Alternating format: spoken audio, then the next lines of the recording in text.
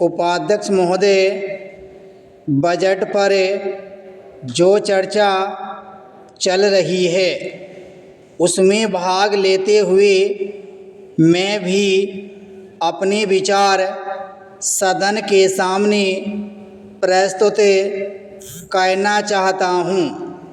इस पर विचार करते समय दो स्थितियों को हमें दृष्टि में रखना होगा। एक दृष्टि यह है कि किस हालत में हमारा देश गुजर रहा है और उसमें हमें क्या करना है। दूसरी दृष्टि यह है कि भविष्य में हम देश को किस दिशा में ले जाना चाहते हैं।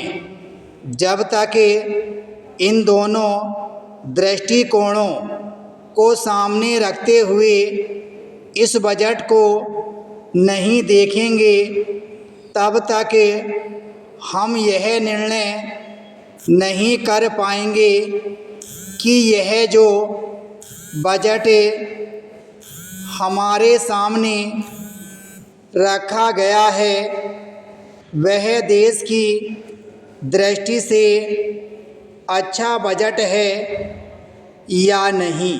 पैराचीन। जब मैं इस समय की हालत को देखता हूँ तो मेरे सामने देश की संकटकालीन स्थिति आ जाती है।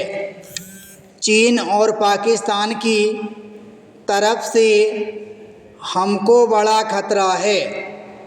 ये दोनों देश हम पर हमला करना चाहते हैं और हमारी आपसी एकता को मिटाकर हमको लड़ाकर देश में बगावत फैलाना चाहते हैं।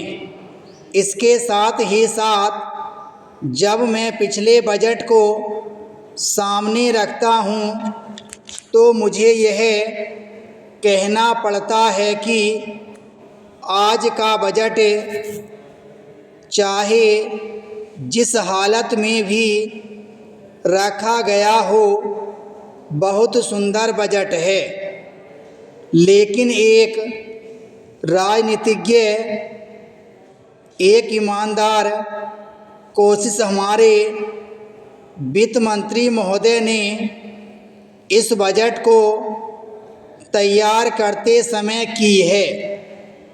लेकिन एक राजनीतिज्ञ की दृष्टि से जब मैं देश के भविष्य की ओर देखता हूँ तो मुझे यह कहने में कोई संकोच नहीं होता है कि कोई खास समाधान इस बजट से नहीं निकलता।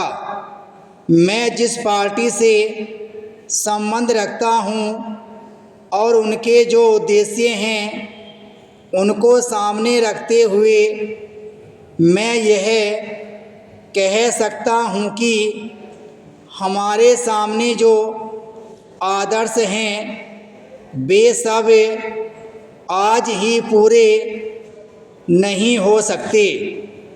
हमारे वित्त मंत्री या हमारी सरकार आज ही सब कुछ नहीं कर सकती है, लेकिन फिर भी मैं यह ज़रूर देखना चाहता हूँ कि हमारा देश आगे बढ़ रहा है या नहीं। जिस दिशा में हम आगे नहीं बढ़ रहे हैं उसे देखकर मुझे निराशा अवश्य होती है।